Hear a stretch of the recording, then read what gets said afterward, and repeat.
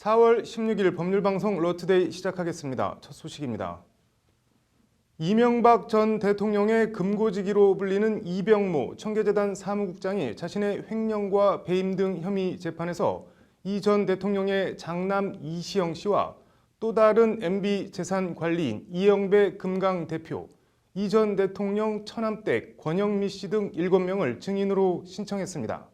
스스로 알아서 살아남기, 각자 도생이 본격화하는 모양새입니다. 정순영 기자입니다. 이병모 청계재단 사무국장이 받는 혐의는 크게 배임과 횡령, 증거인멸 등 3가지입니다. 횡령은 2009년에서 2013년 사이 다스 자회사 홍은프레닝에서 10억 8천만 원, 2009년 다스 관계사 금강에서 허위급여 명목으로 8억 원을 받아 챙긴 혐의입니다. 배임은 지난해 12월 홍은프레닝을 통해 이시영 씨가 장악한 관계사 타운에 사실상 떼이는 것까지 감수하고 무담보 저리로 40억 원을 대출한 것과 관련됩니다. 이 국장은 이외에도 지난 2월 검찰 수사에 대비해 이 전 대통령의 차명재산 관리 내역 등을 정리한 장부 일부를 파기한 증거인멸 혐의도 받습니다. 오늘 두 번째 공판 준비 기일에서 이병모 국장 변호인은 이명박 전 대통령 장남 이시영 씨와 이 전 대통령의 또 다른 재산 관리인으로 불리는 이영배 금강 대표, 금강 최대 주주이자 이 전 대통령 처남 고 김재정 씨 부인 권영미 씨 등 7명을 증인으로 신청했습니다.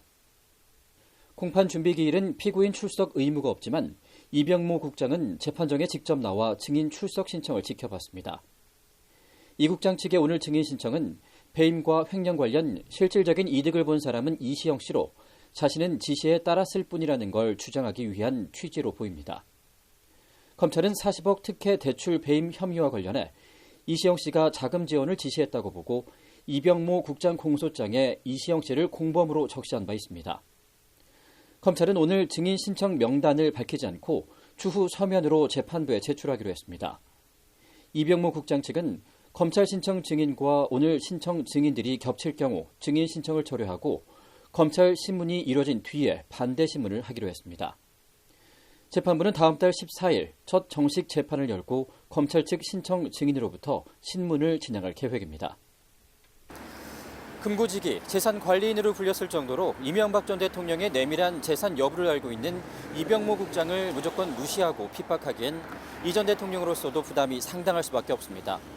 이 전 대통령 아들 등이 이병모 국장 재판에 증인으로 나온다면 어떤 진술을 할지 벌써부터 법원 안팎에 관심이 쏠리고 있습니다.